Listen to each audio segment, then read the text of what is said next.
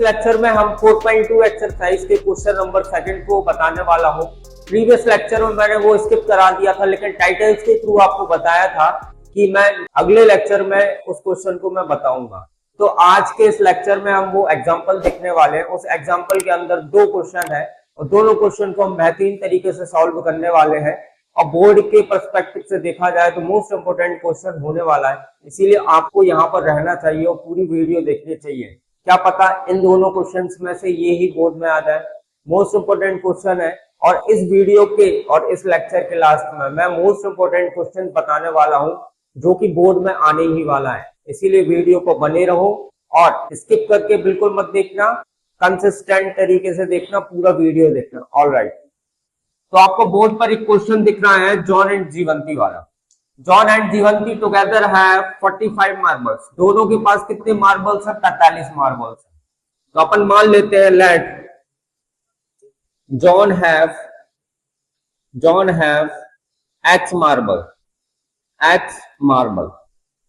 अगर जॉन के पास एक्स मार्बल है तो जीवंती के पास हो जाएंगे, जीवंती है 45 माइनस एक्स हो जाएंगे। वो कल वाला केस है, अगर आपने कल का लेक्चर देखा होगा ना, वही कल वाला केस है। अगर जॉन के पास एक्स मार्बल है तो जीवंती के पास हो जाएंगे 45 माइनस एक्स हो जाएंगे। समझ में आ रहा है? अगर आप देखो दोनों के मार्बल तो जोड़ोगे ना, जॉन के पास एक्स मार्बल है, जीवंती के पास 45 माइनस एक्स है। अगर दोनों के मार्बल जोड़ोगे ना तो 45 मार्बल्स आएंगे और 45 मार्बल्स दोनों के पास है। इसके बाद नेक्स्ट केस में क्या हुआ? And both of them lost 5 marble each. और दोनों ने 5-5 मार्बल खो दिए। दोनों ने 5-5 मार्बल क्या कर दिए? खो दिए। दोनों ने 5-5 मार्बल खो दिए। And both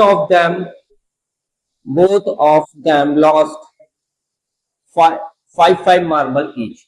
5 marble each.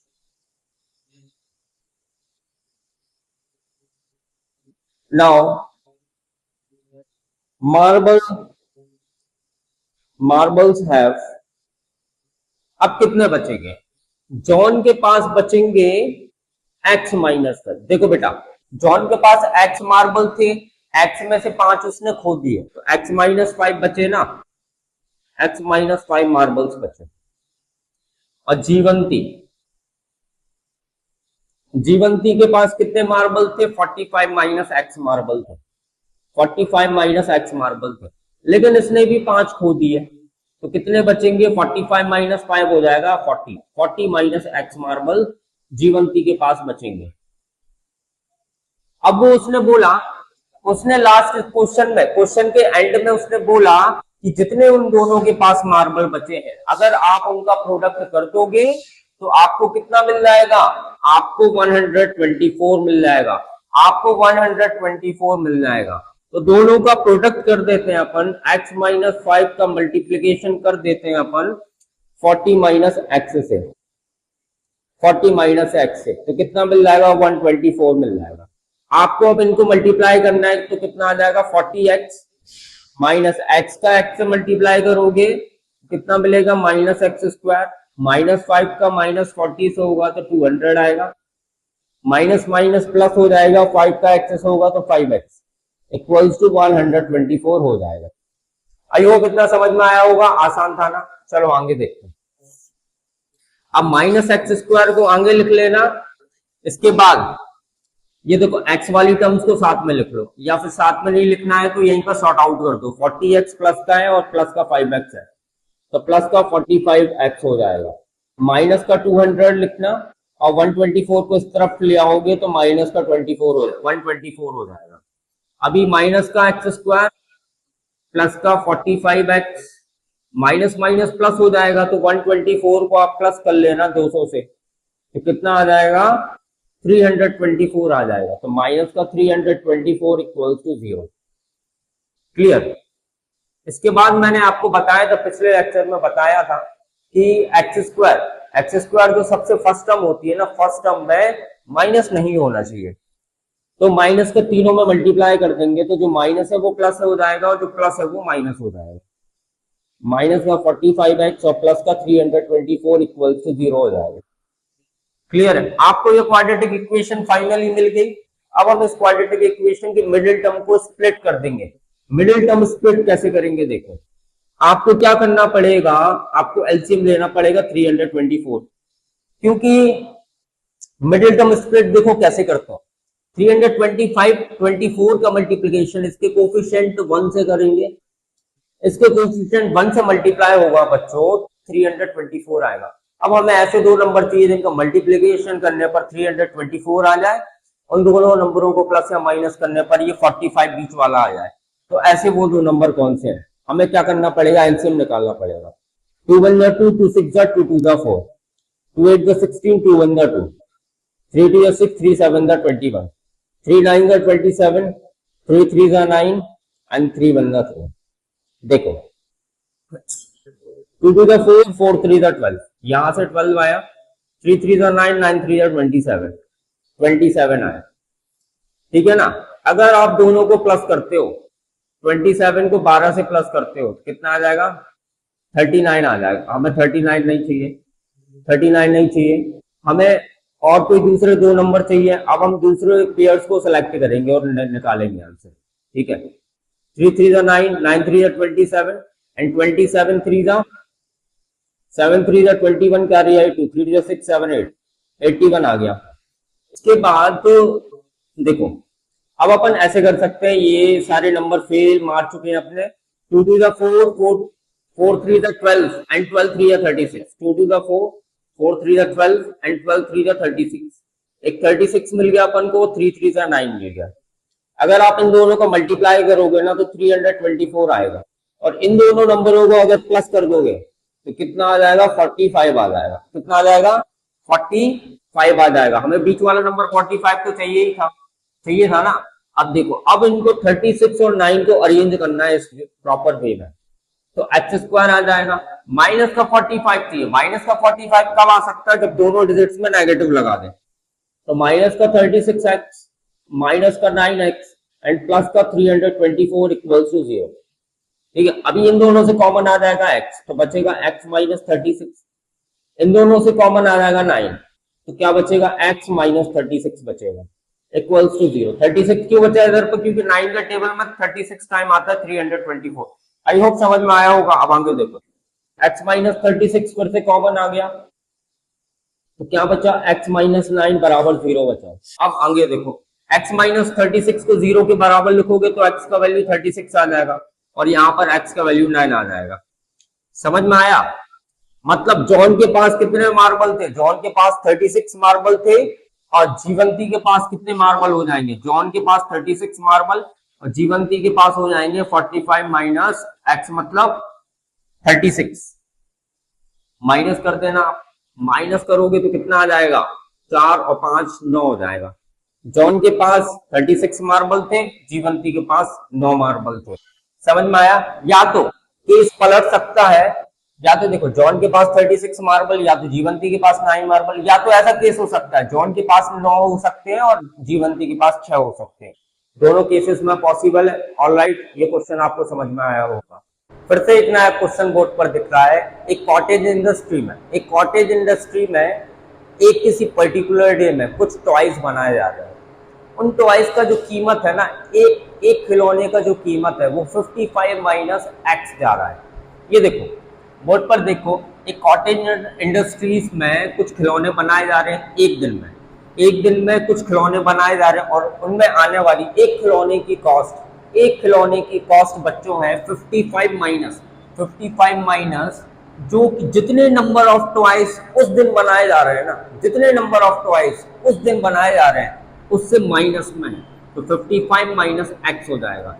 क्योंकि मैंने इधर पर सपोज कर लिया कि उस दिन खिलौने जो हैं एक्स बनाए जा रहे हैं। कितने बनाए जा रहे हैं? एक्स बनाए जा रहे हैं। अगर उस दिन एक्स खिलौने बनाए जा रहे हैं तो उनमें जो एक खिलौना है, एक खिलौने का कीमत कितना हो जाएगा? 55 माइनस एक्स हो जाएगा। ये तो क्वेश्चन भी बोल रहा है। इसके बाद जो उस दिन टोटल जो टॉयज है, टोटल खिलौने का प्रोडक्शन, कॉस्ट ऑफ प्रोडक्शन कितना हो जाएगा? अगर उस दिन टोटल एक्स खिलौने बनाए जा रहे हैं तो एक्स का मल्टीप्लिकेशन उस एक्स की एक कॉस्ट का हो जाएगा। मतलब देखो टोटल, जैसे ऐसे समझो, जैसे कि मैंने 10 खिलौने बनाए, ठीक है, ऐसे मान के चलो कि 10 खिलौने बनाए और हर एक खिलौने का जो कीमत है वो 2 रुपये आया। 2 रुपये का रिलेशन आप इससे कर लो, 10 का रिलेशन आप इससे कर लो। 10 टॉय एक्स का वैल्यू है और 55 माइनस एक्स 2 रुपये हो गया। मतलब हर एक टॉय बनाने का कीमत 2 रुपये चल रहा है। तो आपका उस दिन कितना प्रोडक्शन हुआ? आपका 10 मल्टीप्लाई 2 का प्रोडक्शन हुआ, मतलब 20 का प्रोडक्शन हुआ। आपका हुआ कि नहीं हुआ? ऐसे ही यहाँ पर करना है। तो टोटल प्रोडक्शन निकालने के लिए, टोटल कॉस्ट ऑफ प्रोडक्शन निकालने के लिए एक्स का मल्टीप्लिकेशन आपको करना पड़ेगा 55 माइनस एक्स से। और चूंकि क्वेश्चन में ऑलरेडी दे के रखा है जो total cost of production on that day 750 दे के रखा है, इसका मतलब इक्वल टू 750 आ जाएगा। अब आपको इस क्वेश्चन में ये फाइंड आउट करना है कि उस दिन कितने खिलौने बने थे। चलो देखो, x का मल्टीप्लाई 55 से करोगे 55x आ जाएगा, x का x से करोगे x स्क्वायर आ जाएगा, इक्वल टू 750 हो जाएगा। माइनस का x स्क्वायर पहले लिख लेना, प्लस 55x लिखना, इसको ट्रांसफर कर दोगे माइनस 750 इक्वल टू 0 आएगा। इतना समझ में आया? अब माइनस आगे होना नहीं चाहिए, माइनस का मल्टीप्लाई कर दो तो x square minus 55x plus का 750 इक्वल टू 0 आएगा। इतना क्लियर हुआ? अब इसमें मिडिल टर्म स्प्लिट लगा देंगे। आपको जो भी लगाना है वो लगाओ, कोई दिक्कत नहीं। आपको फॉर्मूला श्रीधराचार्य मेथड लगानी है, लगा सकते हो, कोई दिक्कत नहीं है। मैं तो अभी मिडिल टर्म स्प्लिट लगा रहा हूँ। 2 3 या 6, 2 7 ना 14, 2 5 द 10, 3 1 जा 3 2 जा 3 5 जा 5 2 जा 5 5 जा 5 5 जा एंड 5 1 जा। अब अपन को इन सारे पेयर्स से ऐसे दो नंबर लाने हैं जिनका मल्टीप्लिकेशन करने पर 750 बन जाए और उनको प्लस या माइनस करने पर 55 बन जाए, 55 बन जाए। देखो इधर से 2 3 या 6 हो गया और 6 5 का 30 हो गया, यहाँ से तो 30 आ गया ये, अब 5 5 का 25 हो गया ये, ठीक है ना। आप दोनों को प्लस करोगे तो कितना मिल जाएगा? आप देखो पहले मल्टीप्लाई करोगे तो 750 मिल जाएगा और दोनों को प्लस करोगे ना तो 55 भी मिल जाएगा ना 55। अपन को ये दोनों नंबर चाहिए था। अब इनको अरेंज कर लो, माइनस का 55 लाना है, दोनों में माइनस लगा देना। X square minus 13x minus 25x plus का 750 बराबर 0, ठीक है ना। इन दोनों से x कॉमन निकाल लो तो क्या बचेगा? x माइनस 30 माइनस दोनों से 25 कॉमन निकालो तो क्या बचेगा? x minus 30 equals to 0। इधर 30 क्यों आया? क्योंकि 25 का टेबल में 30 टाइम्स आता है 750 और इधर माइनस इसीलिए आया क्योंकि माइनस प्लस माइनस होता है। अभी दोनों से फिर से कॉमन आ रहा है x माइनस 30, तो क्या बचेगा? x माइनस 25 इक्वल्स टू 0 बचेगा, ठीक है। इसको 0 के इक्वल लिखोगे तो x का वैल्यू प्लस का 30 आ जाएगा, इसको 0 के इक्वल लिखोगे इसका वैल्यू 25 आ जाएगा ना। सिंपल था। या तो उस दिन 30 खिलौने बने होंगे या तो उस दिन 25 खिलौने बने होंगे, ये आपके आंसर हो जाएंगे। आई होप आपको ये क्वेश्चन समझ में आया होगा। चलो आगे बढ़ते हैं। क्वेश्चन बोर्ड पर एक नया दिख रहा है। Find two conjugative positive integer sum of whose square is 365। देखो दो कॉन्जुगेटिव इंटीजर्स क्या होते हैं? Let two conjugative integers are, लिख लेना, let two conjugative integers are consecutive integers are x and x plus 1। Conjugative integers यही होते हैं। अगर आपको नहीं पता कॉन्जुगेटिव क्या होते हैं तो कॉन्जुगेटिव मतलब बता देता हूं कि जैसे 17 लिखा हुआ, 17 के बाद 18 आएगा, मतलब 17 में आप प्लस 1 कर दोगे ना तो 18 आएगा। समझ में आया? मतलब पहला नंबर x 17 हो जाएगा, दूसरा हो जाएगा 17 प्लस 1 हो जाएगा। पहला x मतलब बढ़ता क्रम होता है कॉन्जुगेटिव में। कंडीशन देके रखी है सम ऑफ हुज स्क्वायर इज 365। दोनों का सम भी करना है और दोनों पर स्क्वायर भी लगाना है, ठीक है। दोनों पर स्क्वायर लगा दिया और सम भी कर दिया, दोनों पर स्क्वायर लगा दिया और सम भी कर दिया, ऐसे दोनों को पर स्क्वायर लगा दिया सम कर दिया। चलो x square plus a plus b का होल स्क्वायर क्या हो जाएगा? ए स्क्वायर प्लस बी का square plus 2ab equals to 365। X square और x square 2x square plus ये 2x को पहले लिख लेना, 1 को बाद में लिख लेना। 365 को ट्रांसफर करोगे 365 equals to 0। 2x square plus 2x plus दोनों को 1 माइनस 365 कितना हो जाएगा, -364 इक्वल्स टू 0 हो जाएगा। देखो बेटा तीनों तो है ना 2 से डिवाइड हो रहे हैं, डिवाइड कर दो। डिवाइड करोगे तो इधर एक्स स्क्वायर बचेगा प्लस एक्स बचेगा माइनस 364 को 2 से डिवाइड करो, 2 1 जा 2 8 जा 2 2 जा 182 आ जाएगा, 182 इक्वल्स टू 0। इसका भी मिडिल टर्म स्प्लिट कर देना। मिडिल टर्म स्प्लिट करने के लिए आपको एलसीएम लेना पड़ेगा, 182 का एलसीएम ले लो, 2 9 जा 18, 2 1 जा 2, 91 इज डिविजिबल बाय 7, 7 1 जा 7 3 जा 21 एंड 13 1 जा 30। ये देखो 2 7 जा 14 हो जाएगा और 13 हो जाएगा, 14 मल्टीप्लाई 13 कितना हो जाएगा 182, और दोनों को माइनस कर दोगे ना तो कितना आ जाएगा 1। 1 ही तो चाहिए अपन, 1 चाहिए ना, अरेंज कर दो तो X square plus 14x minus 13x minus 182 equals to 0। दोनों में से कॉमन आ जाएगा x, तो बचेगा क्या x प्लस 14। दोनों में से कॉमन आएगा माइनस का 13, तो बचेगा क्या x प्लस 14 इक्वल्स टू 0। बेटा मैं जल्दी जल्दी अब इसीलिए करा रहा हूँ क्योंकि मैं ये समझता हूँ कि मिडिल टर्म स्प्लिट आप पर बहुत अच्छे से बनने लगी होगी, बहुत सारे क्वेश्चंस करा दिए यार। x प्लस 14 फिर से कॉमन आ जाएगा और x माइनस 13 इक्वल्स टू 0। यहाँ से x का वैल्यू आपका माइनस 14 आ गया और x का वैल्यू यहाँ से प्लस का 13 आ गया। समझ में आया कि नहीं आया?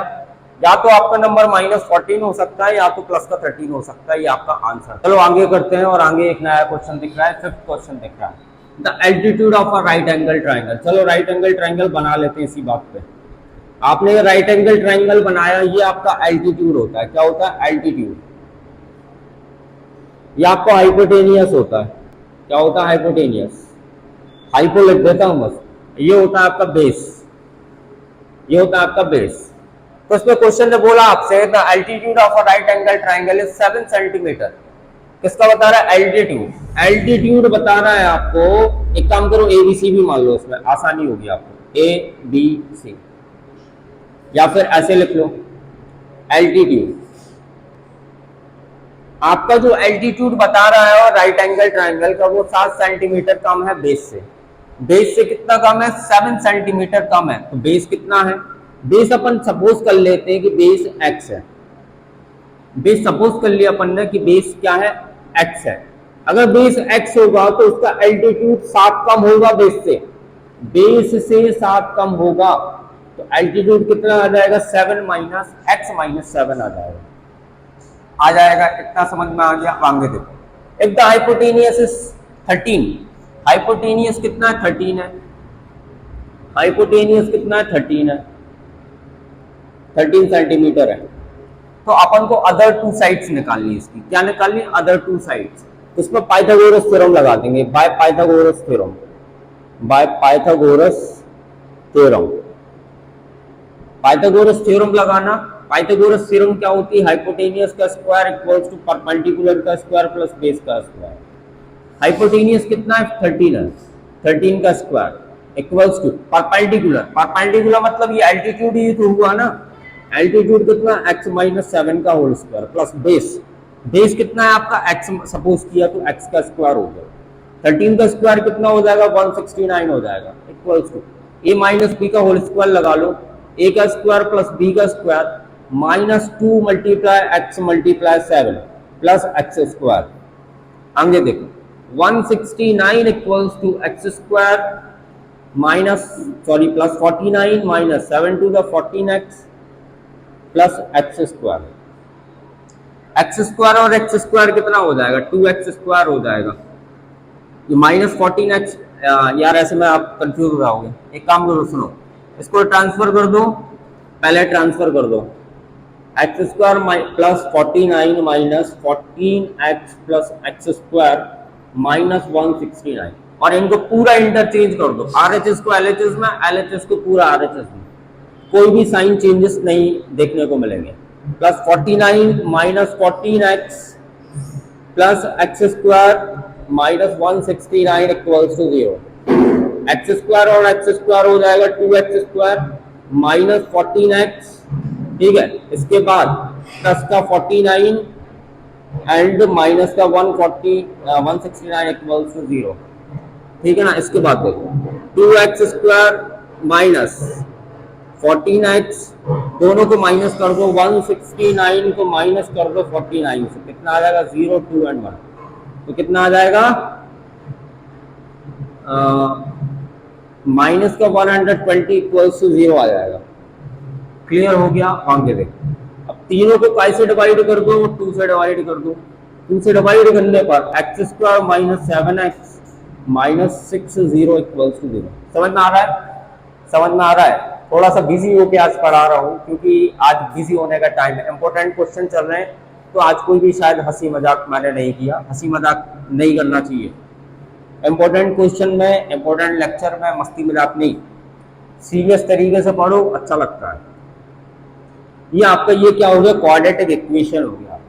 इस क्वाड्रेटिक इक्वेशन को अब हम मिडिल टर्म स्प्लिट करने वाले हैं और आगे बढ़ने वाले हैं। देखो मिडिल टर्म स्प्लिट कर दो, 60 का मल्टीप्लाई 1 से करोगे 60 आएगा, 2 3 या 6 एंड 0, 2 1 जा 2 2 5। देखो 15 किससे डिवाइड हो जाएगा, 15 आपका 3 से डिवाइड हो जाएगा, 3 5 जा 15 एंड 5 बनता 5।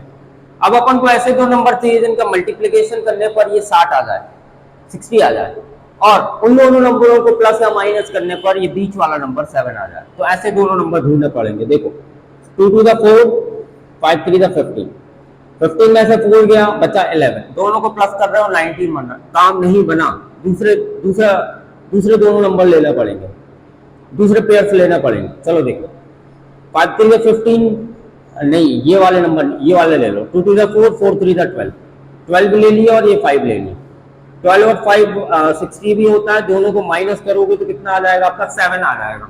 मिल गए ना, 12 और 5 मिल गए, इनको अरेंज कर लो x²। देखो माइनस का 7 चाहिए ना, तो बड़ी डिजिट में नेगेटिव लगाना पड़ेगा, माइनस 12x प्लस का 5x माइनस 60 इक्वल टू 0। दोनों में से x कॉमन आएगा तो क्या बचेगा, x माइनस 12 बचेगा। दोनों में से 5 कॉमन आएगा तो क्या बचेगा, x माइनस 12 बचेगा इक्वल टू 0। अब x माइनस 12 फिर से कॉमन आ गया तो क्या बचा, x प्लस 5 बच गया इक्वल टू 0। अब देखो यहां से x का वैल्यू 12 आ जाएगा और यहां से x का वैल्यू माइनस का 5 आ जाएगा। तो आपने यहां पर x की वैल्यू 2 देखी, 12 देखी और माइनस 5 देखी। बच्चों मेरे को एक बात बता दो, लेंथ कभी भी नेगेटिव हो सकती है क्या? लेंथ जिंदगी में नेगेटिव नहीं हो सकती है, इसीलिए this value will be neglected. इसको हम नेग्लेक्ट कर देंगे और इसको हम लेंगे x इक्वल्स टू 12 ले लेंगे, तो अपना बेस आ जाएगा 12, क्योंकि x का वैल्यू 12 आया ना, x का वैल्यू 12 आ जाएगा, और एल्टीट्यूड आ जाएगा अपना 12 माइनस 7, मतलब कितना, 3 और 2 5 आ जाएगा। हाइपोटेनियस अपना, सॉरी एल्टीट्यूड अपना 5 आ जाएगा, हाइपोटेनियस खुद निकाल लेना। आई होप आपको समझ में आया होगा। आज का लेक्चर सिर्फ हम यहीं तक रखते हैं। आई होप आपको ये लेक्चर पसंद आया होगा। अगर आप इस चैनल पर नए हो तो आप सब्सक्राइब कर सकते हो चैनल को, क्योंकि ऐसी इंटरेस्टिंग वीडियोस आती रहती है, एक्सरसाइज वगैरह सॉल्व कराता रहता हूँ। अभी 10th क्लास का क्रैश कोर्स चल रहा है, जिसमें मैंने पूरी प्लेलिस्ट बनाकर रखी है, जिसमें चैप्टर 1, चैप्टर 2, चैप्टर 3 और चैप्टर 4 रन कर रहा है, क्वाड्रेटिक इक्वेशन रन कर रहा है। इसके बहुत सारे लेक्चर्स आ चुके हैं, लगभग 11-12 लेक्चर्स आ चुके हैं। और इस सेशन को, इस लेक्चर को खत्म करने से पहले मैं आपको एक होमवर्क देना चाहता हूँ। इस एक्सरसाइज से रिलेटेड है, लास्ट क्वेश्चन नहीं कराया मैंने, लास्ट क्वेश्चन मैं होमवर्क दे रहा हूँ, क्योंकि ये वाला जो होमवर्क है, ये वाला जो क्वेश्चन वाला होमवर्क है, मैंने ये पहले ही करा दिया है। अगर आप ध्यान से देखोगे तो कॉटेज इंडस्ट्री का क्वेश्चन कराया था मैंने वीडियो की शुरुआत में। वीडियो की शुरुआत में जो कॉटेज इंडस्ट्री वाला टॉय वाला क्वेश्चन देखा था, वो बिल्कुल सिमिलर है इस क्वेश्चन के। आई होप आपको ये क्वेश्चन बनेगा। Alright, have a good day, जय हिंद।